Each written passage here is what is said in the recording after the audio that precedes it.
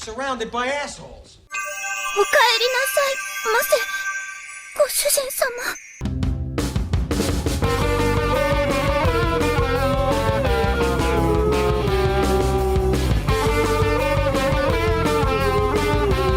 I know a lot of gamers out there don't have much for patience. I think that's what Bishop, the dude at the video store, said. So I'm at the register and then I realized I got no money. I was seriously broke. Why? Because I met this smoking hot chick last night at the deathmatch bar. Man, she smelled good. So being the gentleman I am, I bought her a drink. Anywho, I decided to get a job. The gig, assassinate the drifter. So I went there I was supposed to and wait for the guy to show up. And then there he was. The cat, well-dressed, cool. Couldn't tell if he was the shit or just plain old shit. Yeah, so he was styling, fast, aggressive, and packing heat. Bada bing. Or at least it was supposed to be. Till she showed up. Her name, Sylvia Crystal. An agent with the Whatchamacallit Association. So Fry, you finally got into the thing I love. Dude, it's objectively probably one of the best video games I haven't played. It's objectively one of the best video game series ever made. It is... Suda51 is a mad genius. He makes the things... It's like he can make a cult classic game without trying to shoot for that sort of genre. Yeah. He tried to make a game that he thinks is like AAA quality, but he packs it so full of crap that he loves and just ends up making something that is so niche that only people with ridiculously niche taste can enjoy it to its full extent. God. But so of course we're talking about No More Heroes. This is a filler episode for the week. We had a little bit of issue with our two new guests for this week. So this week I brought Fry back. He got into the game finally because I've been recommending it to him. And with 3 coming out, I was like, hey Fry, you should check out 1. Watch Matt from Super Best Friends. He did a playthrough forever ago. He was a QA on the game when it was originally being released, so he knows a bunch of it.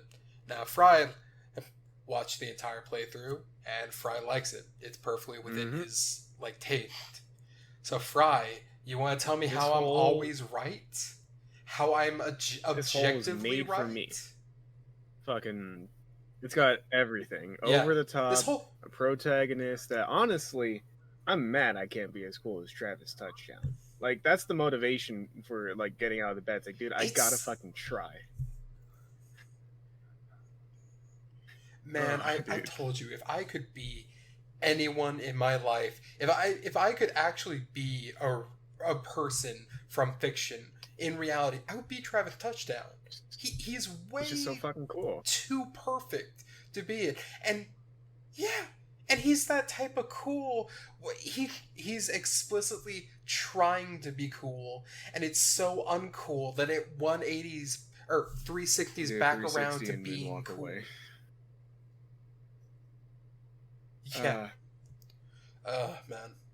So, Fry, where you want to start? The story, everything about the game, the themes. I'm gonna start with talking a little bit more about Travis, because my first knowledge of him was seeing a clip from the game when he first runs into Henry Cooldown after I think it was number 5.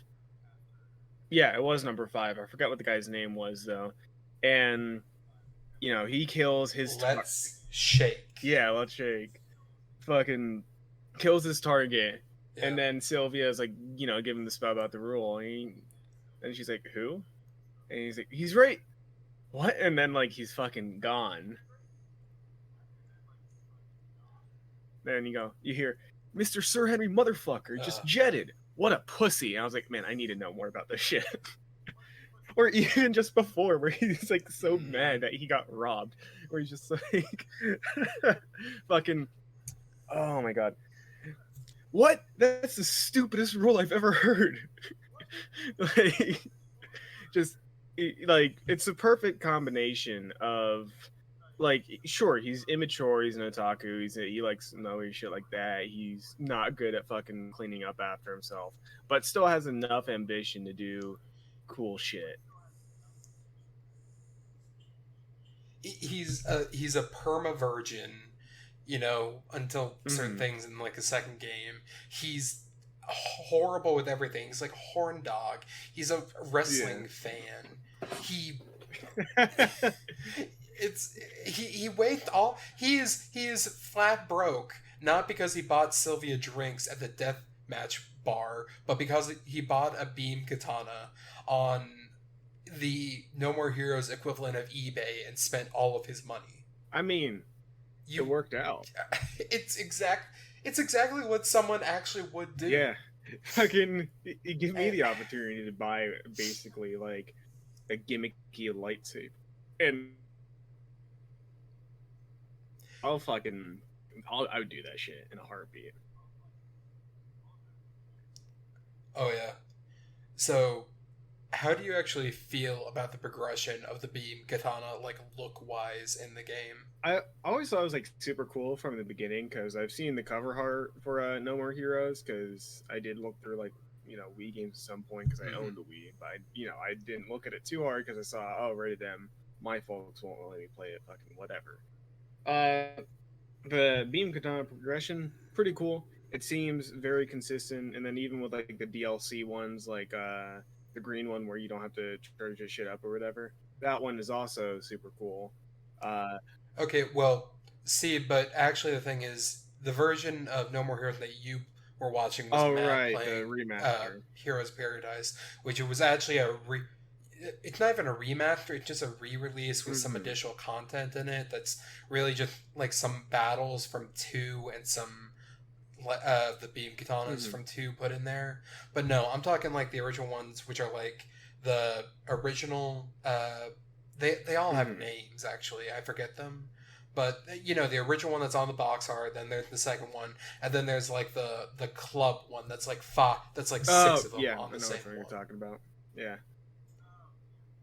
And even though I know it looks cool, it just looks so terrible. Nothing beats that original fucking thing. See, yeah. Now in the second one, there are better beam katana design, but the first one still always looked the best. And I've actually seen some people make like actual versions of it, even one that actually like will extend and still do the light up, and it's amazing. I would buy one in a heartbeat. I buy all of Travis Touchdown's like gear. I want his jacket. Yeah. But okay. From his look, steal his look as much as you can. But okay. Villains. Favorite boss in No More Heroes 1. I got because it's really easy to say Shinobu. Because I like her character, I like how she acts. Yeah. The moveset that she has is also super cool. Even just the setup for it is great. Just having that, hell, I need to take care of something and just body everybody in this fucking classroom, and then we're gonna do the main thing. But yeah, she literally had to kill all those girls because Travis outed her as an assassin. Yeah. Fucking Bad Girl also I like. What was her first name? Summers? I fucking forgot. It wasn't Holly, was it? Holly Summers. It was? Oh, holy shit! My brain. Yeah, it was Holly Summers. So yeah, I mean all the women assassins, super fucking cool. All their designs are great. Who else? So you really like Speedbuster then? Oh fuck yeah. I don't know, because the thing is, I can't pick one. Like, now I'm conflicted. I'm like, thinking back, I'm like, yeah. Ah, shit, dude. All of them are cool. What the fuck? Like, for even Destroy Man's whole concept, that shit I like. And being given the information that he's coming back for No More Heroes 2, I'm so fucking excited for that. Mm-hmm.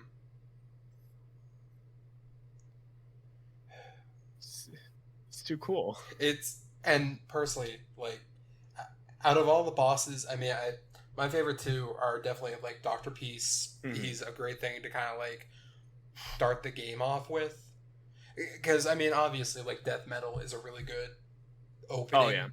But he's a tutorial boss, if nothing else. Mm-hmm. But Doctor Peace is so interesting, especially like his.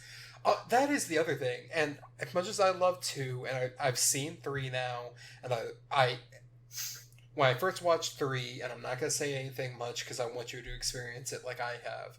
I really thought 3 was gonna be the weakest one. I thought it was gonna be weaker than 2, but really 3 gets around to it, and it's really just as good as 2. But Doctor Peace, all of the assassins have great speeches, all of them, like just amazing character building. Like that whole bit with Dr. Peace talking about how the UAA sent him on a trip with his daughter, daughter and his wife, and Travis is just like, and the food. Oh, the food tasted like blood. You're a junkie for blood, aren't you, old man? That dialogue is so good. It just makes me think, like, fuck, I need to finish Killer 7. Because all of that is also super good. Pseudo 51 is basically a god in my eyes. Yeah, well, yeah, and actually, Trotter would say, like, no more, Killer 7 is superior, and Killer 7 is very good, and in fact, if you didn't know, the map that you find on the ground, and actually Matt mentioned this, obviously, so you should know, the map that you find to get your wrestling moves is the same guy from Killer 7. In fact, all Suda 51 games are weirdly in the same and universe. that's funny to think about, because, it's easy to say No More Heroes takes place in that, because I can imagine Travis as somebody who does not give a shit about any of these sorts of happenings at all. So, whatever Killer 7 bullshit happens, and, like, half the fucking United States is blown up, and then he's just gonna be like, hey, what are they doing? Continue with whatever bullshit that he was doing before. But stylistically, also super fucking cool. There's not a weak design in that game. No, even the shopkeepers and everything are amazing, and they get better in 2 even. But even like Santa Destroy being like empty as it is, like with nothing in it, all those like signs, like burger suplex. Oh man, don't you want to eat at Burger Suplex? I dream. I live for this. No. And because even all that design, because part of the thing that I did with my watch through of, at least for Matt's, is like there's some points I'm like, okay, I'm sorry, Matt, I need to see what these like bosses fight in these dungeons look like. So I had the pleasure of being able to kind of skip past some of that, so I didn't get to look too closely at all the other ones. Like I know Naomi, I know the what was it, the clothes shopkeeper, that guy was also cool. But there's some it's beyond me. Yeah, the guy with the bandana. Yeah. And actually, that's another thing you should love, is the fact that Suda puts so much character into the t-shirts for the games. That's another thing. Suda could easily launch an entire No More Heroes fashion line. He could sell each of those shirts individually, and people would buy them. Fucking, I'm starting to look at some of the ones for No More Heroes 3. Just because I figured, okay, I'm gonna look a little bit on Twitter, and I saw the one where they have the fucking like the Devolver Digital designs, and that honestly is really fucking cool. Yeah, I do feel kind of weird about the fact that Travis has like a hoodie that just says "fuck racism." That feels a bit weird. Like, just it doesn't really mesh with. Yeah, there's a hoodie in No More Heroes 3 that Travis can wear that just says "fuck racism," and that feels a bit out of place in the entire story. Fucking funny. Oh, I just saw it. Oh my god, it looks like that. Oh my god, that's fucking. I mean, sure, why not? Fuck racism, I guess. But I thought it was gonna be like more designed. That's impact font, bro. Nope. Yep, literally. It's literally the same thing you would see on someone actually who would wear that God. shirt. Man. Fucking what else? The wrestling move. Too. So what did you think? Yeah, yeah. And the fact that each of the bosses have a wrestling move that only can be done to them. You can't do it to any of the grunts. Then that shit is super fucking hype. That's so goddamn cool. Mm-hmm. And actually, if you watch the Matt playthrough, he actually talks about a lot of game mechanics that the game itself doesn't tell you. Like the dark step, like last second dodge that gives you extra time. The fact that like whenever you're getting like a prompt to hit something for extra damage, if you don't hit it all the way, after you hit it the initial time, you can charge up the beam and do extra damage, and it just so cool. Man. Because there's something to be said about. Do you remember the name of the movie? Was that? Mm-hmm. And that's really the entire theme behind the original No More Heroes, and Matt talks about this quite a bit, is like the self-made man, you know? The guy that comes up from nothing and hits the top through like blood, sweat, and tears. Yeah. He just doesn't give up. I mean, maybe it's a little... What did you think about the ending? Of one? Damn. That wasn't an ending I was expecting out of that, but that final boss fight was still pretty fucking hype. Even just the intro for it. It's like, oh yeah, here's your number one assassin, and John comes in there and just fucking decimates that dude. I think, Matt did actually slow it down because they speed through all the explanation or whatever. Also pretty fucked. But great that they still animated Travis losing his mind. Fucked. Like, oh my god, what? What do you mean? So let me ask you this: Do you have any questions about the story that you didn't understand? Because there are some things in the story that, like, and Matt mentioned this, you do have to go around and through the second New Game Plus playthrough and pick up the extra cards that answer a lot of story stuff. Really? I still gotta look at all my cards. Like the fact the association doesn't actually exist. That was a pretty big one. Because no, that one was pretty clear. Because it's just like, it's kind of what you would expect or is fitting for somebody like Travis. Because sure, he puts in all this effort in hard work, but inevitably it's still kind of in the wrong, or at least for the wrong reasons, not necessarily the wrong direction. Because he's there, he's like, okay, I am trying to get that French pussy, I do not care about anything else. And then he gets kind of like juped out by it.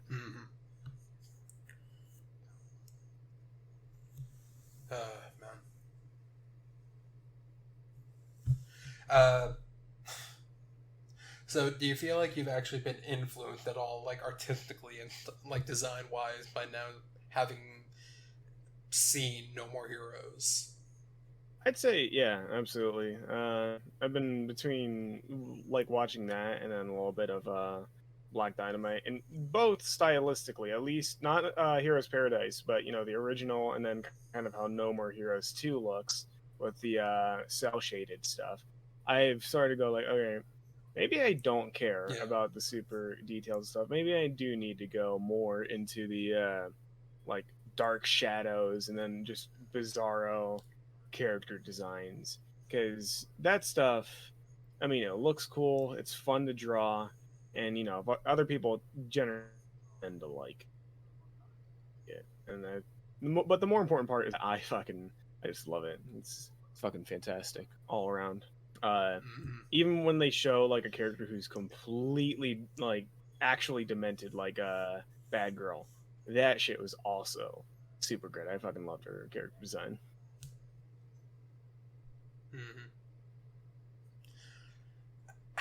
So is there anything that, like, let me know. Is there anything that you're hoping happens in the second game that you don't already know about? That you're like, I want this to happen after experiencing the first one. I would have to say, if anything at all, just whatever the fuck Suda 51 comes up with. Honestly, like I can't even try to get into that man's head. Whatever he goes for, yeah, sure, it's right. I'm pretty sure I will enjoy it. Oh, man. And this is the thing. When you're trying to talk about No More Heroes, when you're trying to talk about Gurren, it is so hard to talk about something that is so hype. Because it is such a visual medium. Like, you can talk about it to the death, but when you really get down to it, you can only tell people, go play the fucking game. Oh, shit. Oh. Because it's... Oh, man. What? I just happened because I was like thinking, oh yeah, it's on Steam or it's on something, Switch, isn't it? And I do want to play it. I just need to. Oh, I don't own a Switch. That's the part. I'm sticking to the PC. I don't feel like buying a console ever again. But they do have a bunch of stuff. Yeah, that's understandable. Yeah, because if I could do it, oh yeah, it's I might. You know what? Fuck it. I'm just gonna play through No More Heroes 2. I don't want to watch no playthrough. Well, I mean, you could just do what the best friend did, like do a Wii emulator and play No More Heroes 2. True, but I also don't have a Wiimote or anything. I actually don't have my Wii products anymore. I don't have that, but Well, no, but I mean, but Fry, I mean, you can just but I'm saying you can just emulate. Oh, on right. your PC. Hold on, yeah, I'm dumb as fuck. Yeah, right. Duh.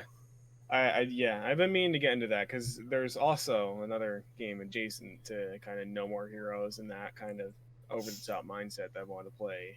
Fucking God Hand, I wanted to get my hands on for a bit. Yeah, a buddy of mine has a copy of that. Really? An actual PS2. Damn. Yeah. I know, right?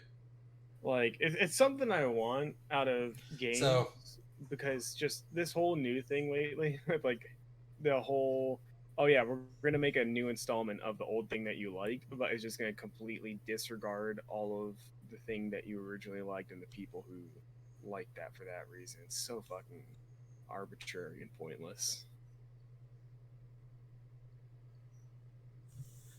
So, Fry, do you want to know no, I'm gonna tell you actually, you know the one, like, forgettable part of the original No More Heroes, actually? And you're gonna forget him, because I forget him all the time. Harvey Moisevich Wolodarski. Fuck, who was that guy? The rank 4 assassin. He's the magician. Oh, right. What? Because when you said that name, I was thinking of like some like military dude. I'm like, fuck, was there like a general character in that? I was like, no. Oh, fuck. Yeah. Especially for what that boss fight was. He's the weakest. Yeah. He's the weakest part of the entire game. He's just like, his name is so interesting, but he's so forgettable. And it's just, and I think it's because you don't actually fight to get to him. No. You do. Wait, maybe you do. I think, is he the one that you fight? Yeah, the yes, subway. That would be it. That was the subway one. Yeah. But it just, he's so forgettable, really. And that's the one, like, major blight on the actual game, that he's so forgettable. Huh. I could. A bad weak spot to have. And I want to talk to you. Yeah. I want to talk to you about No More Heroes 2, but you haven't experienced it, and I'm not going to spoil you. But like I've said, like, rank 4, 3, and 2, they're like... they're like No More Heroes 1 tier. Like, a lot of the bosses in 2 are pretty good, but none of them quite hit No More Heroes 1, like, memorable tier. but 4, 3, and 2 are that and beyond. No More Heroes 1, No More Hero 2 has one of the worst final bosses in the entire game.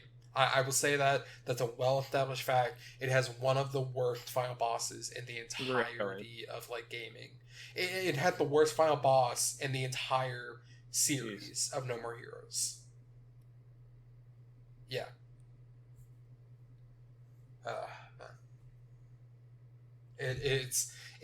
There's a reason No More Hero 2 is like seen as like the lesser between 1 and 2, and it's mostly that boss fight. Man, that's unfortunate, but the rest of the game, I imagine, holds up pretty well, just outside of that one bit, right? Yeah, I mean, yeah, most of the rest of it does hold up. I mean, there are some mechanics that are a bit weird. Like, they really try to do some experimental stuff that doesn't super pan out well, but it's not bad or anything. Yeah. And I would say that the music in 2 is a little bit better than 1 in some regards. But still, it just... man, I wish that thing had a better... And the worst part is, and this is it's a well-known, like, opinion. The second ranked assassin for number 2 should have been the final boss. They are way more memorable. They are much better. They would have been an amazing final boss. That's a rough expectation to think about. Fuck. Yeah. Man. What do you think about even the naming conventions? Obviously, in No More Heroes are just cool. Everything has a cool name. Everyone has a cool name. I mean, Speed Buster, Travis Touchdown, Henry Cooldown. Just Santa Destroy is so fucking cool. Yeah. Yeah. What did you think about the actual ending scene? Like the Henry and Travis running off, fighting each other down, like the street. Dude, that was, and the painting that was at so the end. Fucking cool. Like, just an entire final fight with Henry Cooldown. That shit was cool as hell. The dialogue and that cutscene that they have afterwards, it was so fucking cool. Just, I unfortunately, I can't put my thoughts into fucking words on how cool just all of it is. All of it fits, and I genuinely don't have a fucking criticism like in the way of that. Like the weak point is just I can't fucking remember number 4's name. Yeah. Well, to be honest, I forget him too. That's what I'm saying. He's just so forgettable as a character. Well, because who's he wedged in between? Number 5 and then 3 being... Fuck, who's number 3? Yeah. Speed Buster. She's number 3. And number 5 is... I think that's Let's Shake, actually. Yeah. So you're stuck in between, like, going through the entirety to get to Let's Shake and dealing with Henry and everything, and that's super memorable. And then you have Harvey. And even though the way he dies is like funny, it's just not memorable. He's just not memorable as a character. So another thing, you get Jean the cat, Jean the older sister, and Jean the little girl at the end. Whose kid do you think it is? Well, not Travis. Say that right now.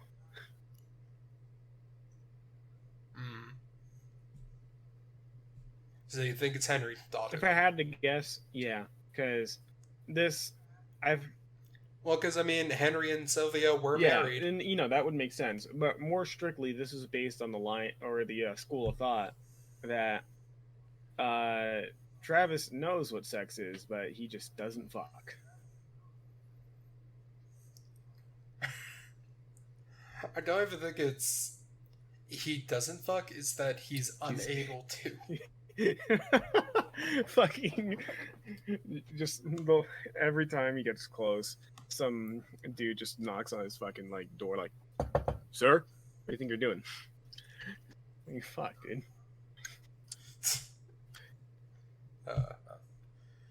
All right, Fry, we're hitting up on the time for this. This is just a nice little filler episode, kind of in between.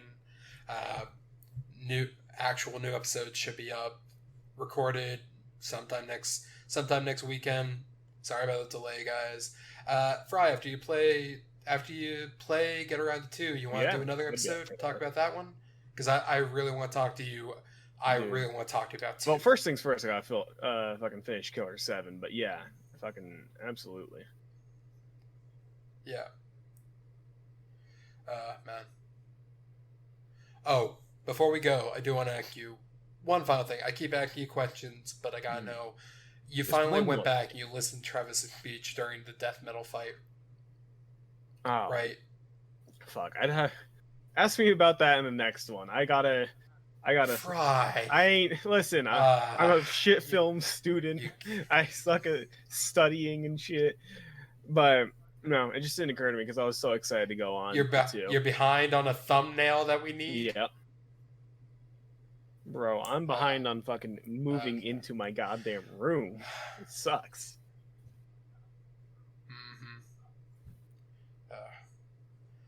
All right, true believers, we're at the end point here. Fry, you got any final words for everybody, for the nice people out in Let's do the 51 handle Star Wars.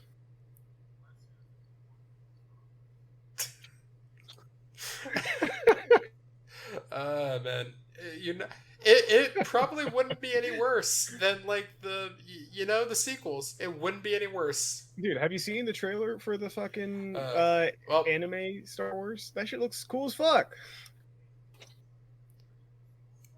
Yeah.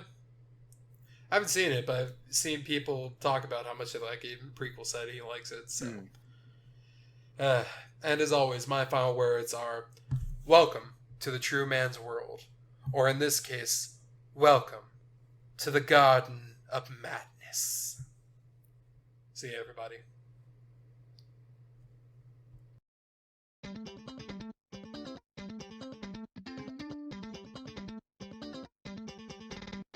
No more heroes, it's hero, the hero, catch on nobody but yourselves, nothing less to do. No more heroes, no time to sleep if you're gonna be number one. Travis, it's kill or be killed. Down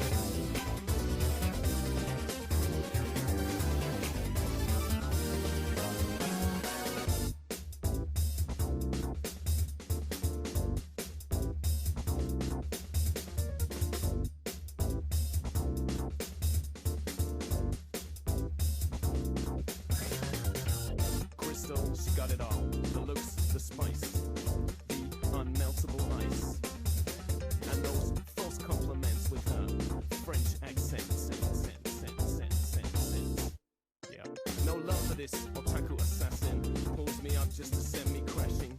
Difference is easy, doesn't bother you. Take what you can, then leave. Cause there's no more heroes. Yeah, there's no more heroes. Nowhere to go.